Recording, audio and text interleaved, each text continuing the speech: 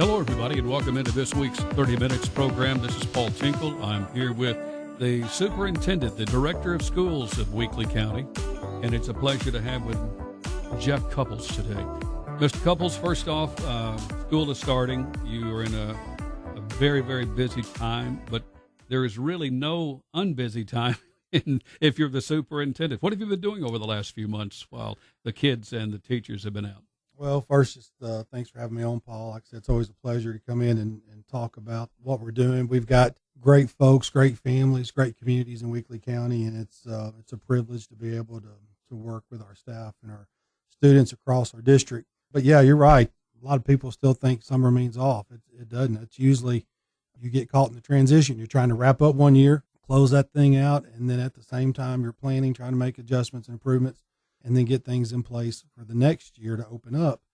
And then somewhere in there, you try to get a week where you can get a little R&R and kind of refresh your brain. But at the end of the day, it's a lot of capital outlay type stuff, capital projects. You know, we've had a lot going on, wrapping up a big HVAC project from last year. And, of course, you've got HR stuff you're trying to hire, and then you're trying to train. And then you're trying to figure out what we need to do to implement new laws. You know, legislative session every year seems to be rolling out a multitude of new educational adjustments. I think we're ground zero for politics sometimes. And then that adjusts what we have to do in order to be compliant. And so, yeah, it's nonstop.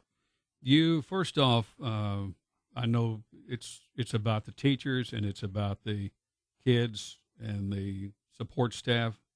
But you have some turnover from time to time, and that is because mostly people have run their 24 years now that you can have 20 before you can retire. You've had some retirees this year. Yeah, again. You got 25. You can get to 25 and retire early. Of course, 30 is fully invested, and then I think most of our teachers, when they look at that, if they go past 30, it does make a difference on what you can draw as far as a pension out of your TCRS. But yeah, we've been very fortunate the last 2 years.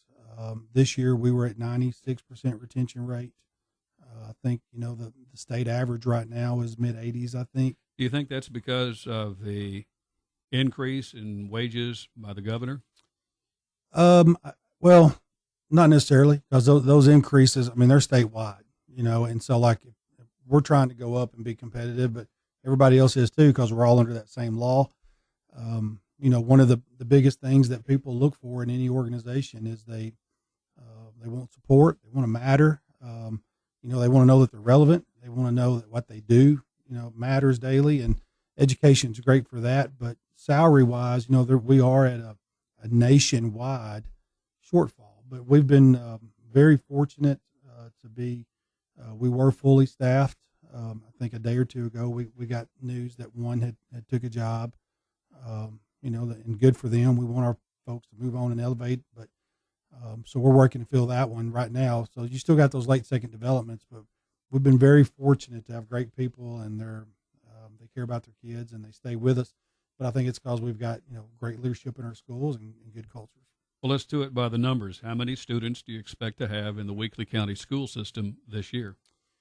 Well, last year we started just a touch over 4,000, and then as the year goes on, one of the great dynamics that have changed in education, Paul, is families are just much more transient than they used to be. So when people want to say, what's your number? Well, that number will be different from AM to PM in the same day, because people enroll and re-enroll and unenroll. And so when do you get that number that, okay, this is the number that we're going to go by? Going back to summer and budgeting, talking about what you're doing during the summer, you're wrapping up the budget process, and then you're getting POs, you're getting things ordered, going back to all you're doing in the summer. But the other thing you're looking at is that late spring through early summer is you're getting your projections from your TISA, the new funding model that came out a couple of years ago.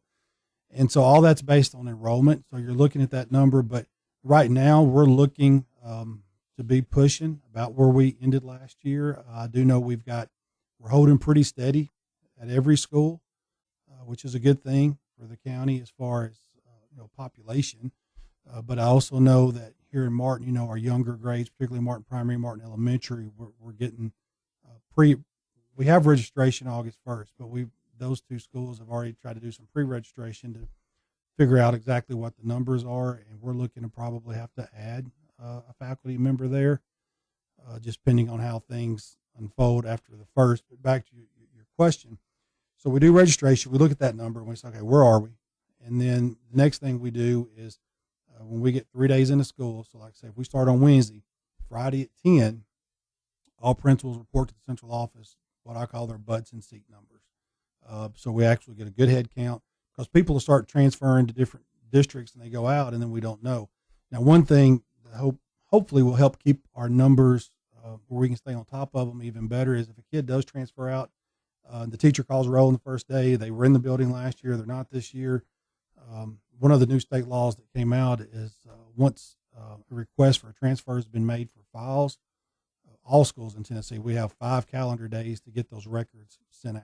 And so that helps speed up the process of just knowing where kids are moving around in the state. Who are your new teachers for this school year? Yeah, so we've had a good year. We don't have many, but I did bring my list, Paul, just so I could read through and kind of name some of our new faces that our families will meet in the classroom.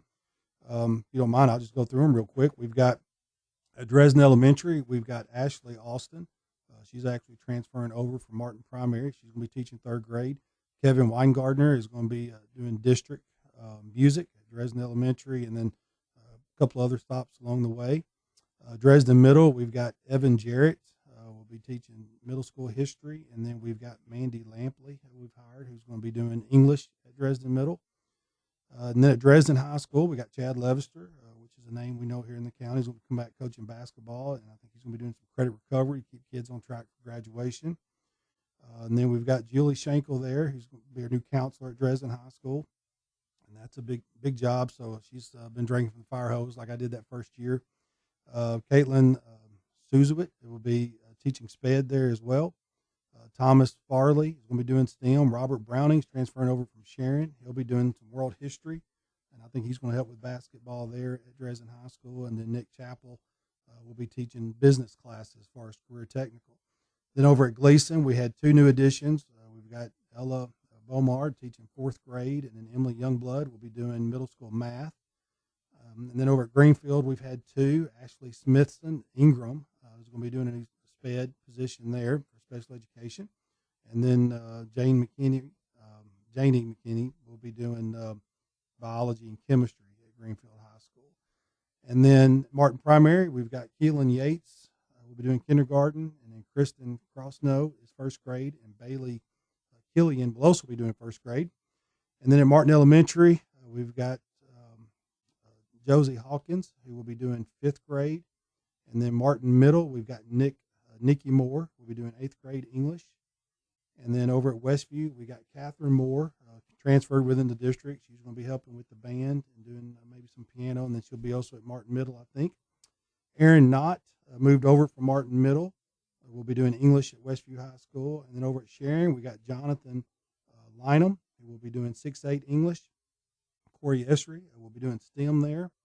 Jeremy Lanham, again, will be working with special education. And then Colin Williams will be doing PE, and Lindsay Westbrook will be working with kindergarten. And then just kind of district-wide, Nicole Bonham will be transferring within the district, and we'll be visiting different schools for special education. And Stephanie Leahy, we've hired. We've contracted with her, but she's going to be doing some speech work. While I've got the mic, that's a big thing is, our students who, do need special education services to make sure they can get into the curriculum and be successful. Paul, I'll tell you, one of the things that's blown up in education is, at least in our district, is how many of those students have to have speech right now. And so that's a hard thing. And it's not just our district. If you look at the pattern statewide, and I don't know if that's, just less communication at home, more time on a screen, but I've read a thing the other day where Gen Z's lost about 40% of their communication skills that you and I, our generations had. So that's one thing that we're really having to put an emphasis in is speech, just the ability to verbally communicate with each other. If you've just joined us, we have the Weakley County Director of Schools, Jeff Cupples. Big story. Everybody seems to be a little bit of a tizzy, just don't know what is going to happen in this first 2 or 3, 4 or 5 days on what kind of clothes they're going to be wearing. What is the what's the dress clothes look like? Well, it's to that, Paul, I would say everybody just needs to take a deep breath and relax. The dress code should never be the emphasis of school. Learning is the emphasis of school. Quality teaching and learning. With that, most districts will have a dress code at some point. I do believe probably since COVID, our board has been attentive to that, and it's kind of got more and more relaxed. I think the dress code additions, there's nothing new. It's just been tweaked. Our school board listened to how so has it been tweaked? So we listened to our student advisory board, took that in consideration, and probably one of the big things that they asked about was joggers, rather than just having to wear denim jeans every day. So one of the things that is in the dress code is the language there now that the board adopted is just pants, pants that they can be solid. So kind of hard for me to fathom, but you can wear any color pants as long as it's solid, kind of like we've done with tops in the past. And then the other key thing that parents will see that our principals and teachers will be talking about is appropriately fitting. So it's not pajama pants. It's not yoga pants. It's nothing too loose, too tight. I think Goldilocks and Three Bears. It needs to be just right, and just right according to who? Well, ultimately, we're trying to give a little more leadway for a little more comfortable dress code. But if the principal says that doesn't work, then that doesn't work. But so the principal has the right to say you need to go home, change clothes, and come back. Absolutely. They're managing their school and to keep that learning environment. But we are, again, the board and our principals worked through this. Our principals had a work day. And so the biggest change, Paul, as far as parents who may be listening and things that they'll read and see as we start school is any solid color and then appropriately fitting. That's the key word. What does appropriately fitting mean? Well, like I said, that's going to be case by case to some degree, but it's not too tight and it's not too loose. So is it sagging? No, that doesn't work. Is it painted on you? That doesn't work either. So, one of the things that, have come up is what material. Well, I think that's where we've relaxed it a little bit through this language. And so is it solid and is it appropriately fitting? And if that principal says no, then that's what it is. So that means if somebody's out of control on cleavage, for example, is that what we're talking about? Sure. That's always been. We didn't have to have a dress code to mandate that. Yeah. And no pajamas. Absolutely. We don't want to be sloppy, Paul, but at the same time, if kids want to be more comfortable beyond jeans, okay, going along with the terminology of the jogger.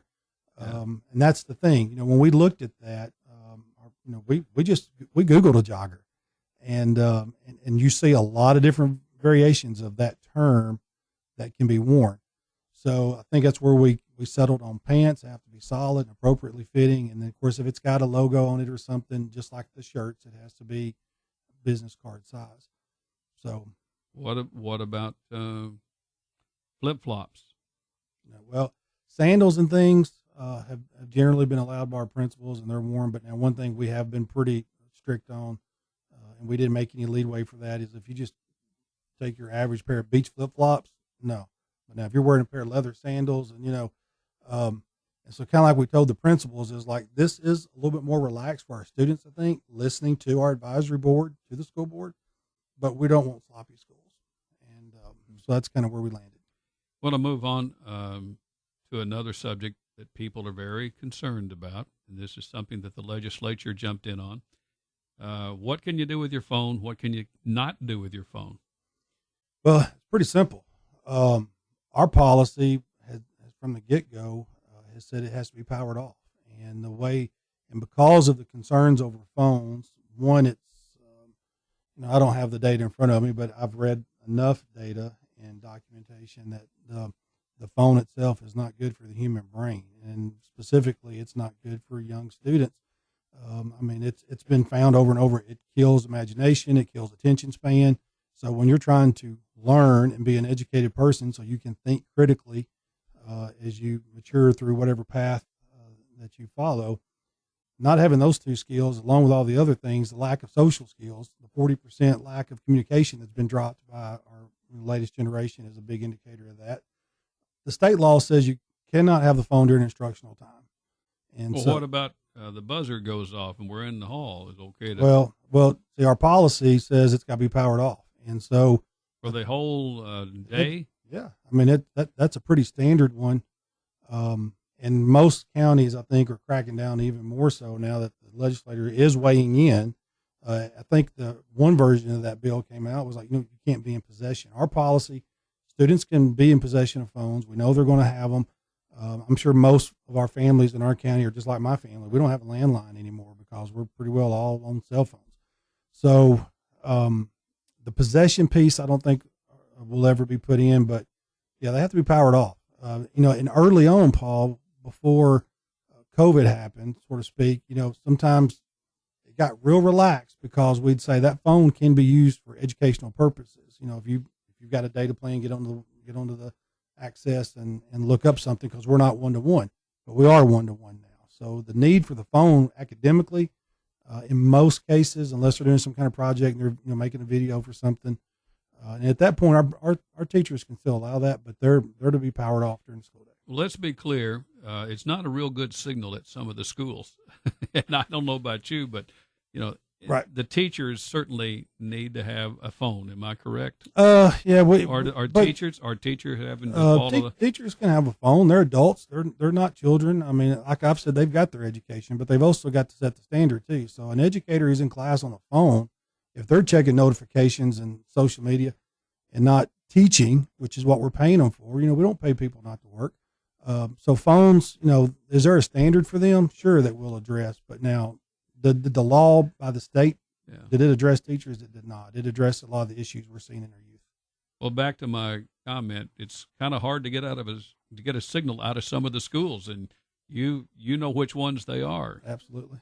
Wouldn't it be good to have better quality cell phones in the event of an emergency? Well, going back to the way your question was stated, as far as what did the law change? For us, it didn't change a whole lot, because it basically said two things. One, phones are not to be used during instructional time per state law. And then two, it also said that the school system has to have a way to communicate in the need of an emergency. Now that's a gray area, because an emergency to a 16-year-old might not be the same emergency. So one of the ways we've looked at that is, if it's something where we've got to activate our emergency operations plan, things like that, to where it is a true emergency.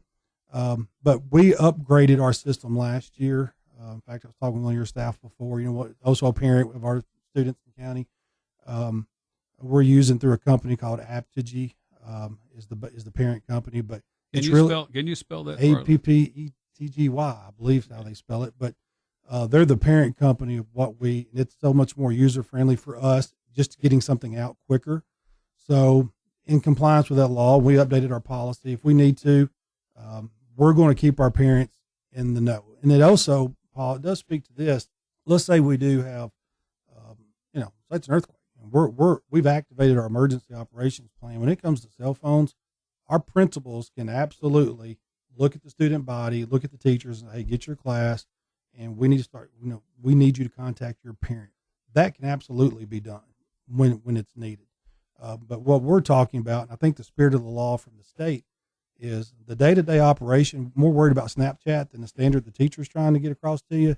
Something's got to be done with that, because the people who are way smarter than I am that is designing this stuff is after a dopamine drip. They're trying to create an addiction. These apps are designed to do that. People are welcome to research that and check me on it if they want to. But we're trying to get kids to where they know how to look somebody in the eye, have a conversation, and know their material, so they be able to provide for a family and whatever they may want to do on down the road. So it's interesting that the state finally saw the need to come in and make a law, but I'm glad they didn't get too overboard with it. We need to take just a moment and let you recognize the principals of your schools. You have, how many principals do you have now?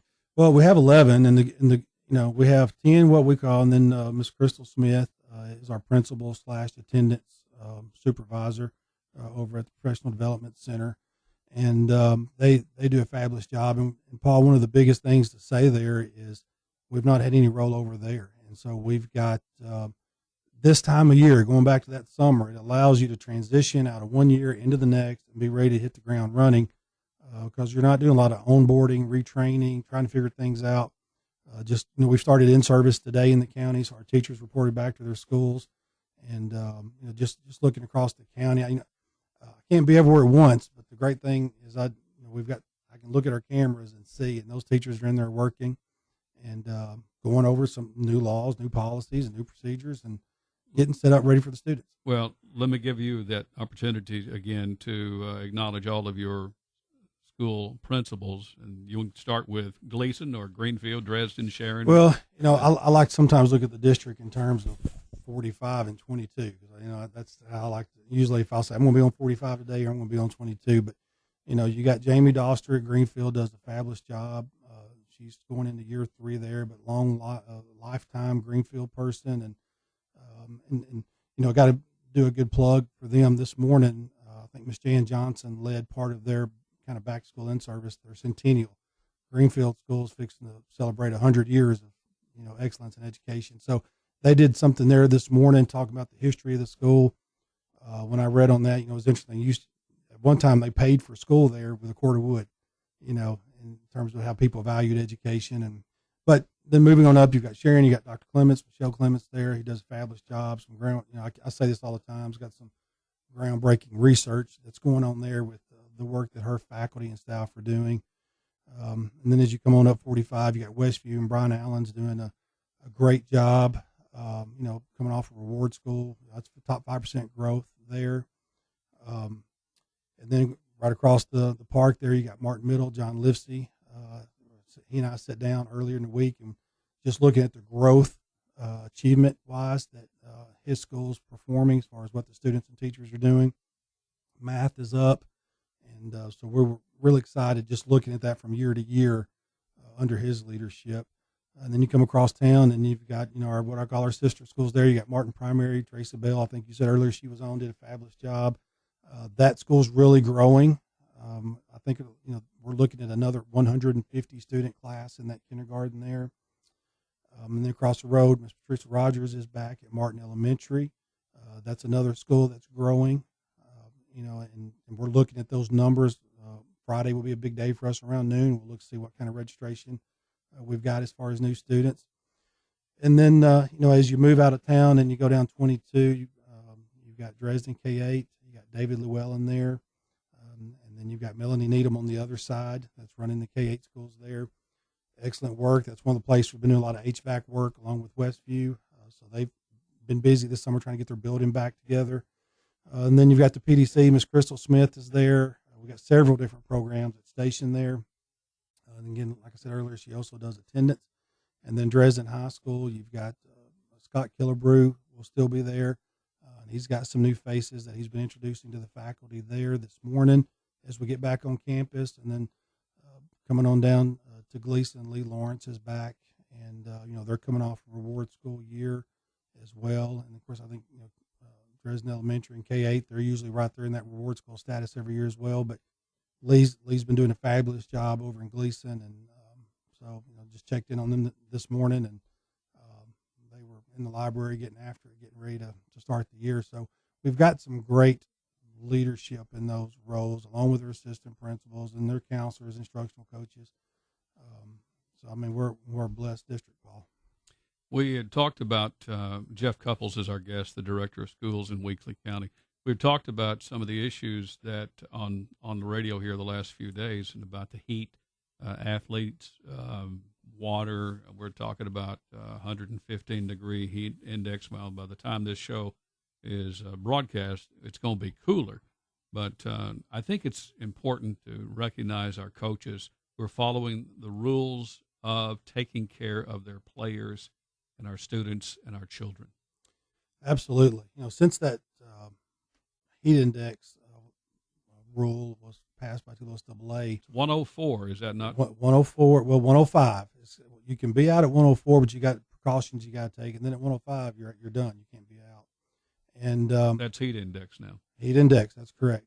And, just the other day, just a quick story about that. I came out of Westview about noon, and my wife probably won't appreciate me saying this, but, the great Mike Tucker has retired, and my wife Jennifer was hired by Brian to continue to lead that band program. And but I came out at noon. I looked over there, and man, they were getting after it on the band field at noon. And I was getting ready to get wound up. And so I started heading that way, and I told her, I said, but, as I was walking, I pulled up my O-shaft. That's what we go by. And, there's that one day we did get a little bit of a breeze, and the heat index was 97. So she was good to go. And she was like, I even said something about her, and she was like, hey, we screenshot, we make sure we document this is what her heat index is. But keeping the kids safe is priority number one. And we don't have a whole lot of tolerance if those rules are not followed. I know the pressure to win is high, but and that's for band and any sport. Soccer doesn't make any difference. Yes, and it doesn't matter even if, say, for middle school, if they're not in the middle school version, to AA, that's just good for kids. That's one of those things that's safe for kids. It's good for kids. So we're going to follow that across the board. We only have a couple of minutes on this, so I want to get right to the point, and that is the subject of kids moving from one school to another, whether it be for education or athleticism. One of those usually moves a kid unless it happens to be real situations that we would say they're moving because of a job or so forth. So your take on students moving around, anything about that? Well, as I mentioned before, we have seen that families are much more transient in the last several years, but as far as just transfers, we want students to be successful, and our school board wants that as well. And we do have a policy inside our county. We have open enrollment, and so your zones really speak to where busing is. We don't bus across the county. We're going to bus within that zone. So that's really when we talk about now your school zone. In your earlier days, before some of your newer adjustments and policies and laws, you had to go where you were zoned. But we have open enrollment. You can pick your school, and all our schools have excellence. And so, you'll find a place to fit in one of them. I can just about promise you that. But the zones really speak more to buses. And then when you talk about outside the county, they have to apply, and we've seen a little bit of an uptick in that. Now, if they move into the county, they're good, and, they enroll just like any new student. But we have seen some that are outside the county petitioning to get in. We got a good school system. We got a lot to offer, and people are looking to get into it. And generally speaking, we approve those. We look at those. We look at their student's record and what's the reason for wanting to enroll. And those do have to cross my desk, and we generally approve those. And, athletically, I hear a lot of horror stories. It's kind of like the vouchers, Paul. I've not found a state yet where vouchers work, and I wish our state the best in this, but I'm a history major. I like to look at proven track records, and I've not found that in vouchers across states. And when you look at the athletic transfers, I don't think it's done what they wanted it to in Florida, and I'm a little concerned about that. Before we close, you have a terrific staff at the school board office, and you want to take just a moment on the people that work with you. It takes a village, and you hear that all the time, but it's not just. It's everything. You got to have a good team to work with, and that's one of the things I've been so fortunate with. And just even going into my third year, going back to Mr. Frazier, say we got a great team, and he hit that nail right on the head. Ms. Foster is our deputy director, handles a lot of our HR, all of our supervisors. Ms. Terry Stevenson, Donald Ray, Candace Jackson does CTE, which is a big one. And then you got Lorna Benson, who's Safe Schools and support for students. And then we've got all our educational coaches, grants. Miss Angie does grants and special projects. We got a great team, and our job is to support our schools and their endeavors. So you're right, Paul. I mean, it takes all of us, and I couldn't have a better team to go to bat with.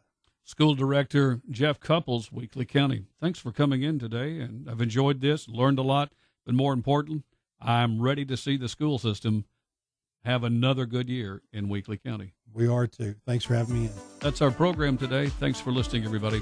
You've been listening to 30 Minutes, a community affairs program on Thunderbolt Radio. You can listen to this broadcast and others anytime by visiting thunderboltradio.com and following the Thunderbolt Radio and Digital YouTube page. Thanks for listening.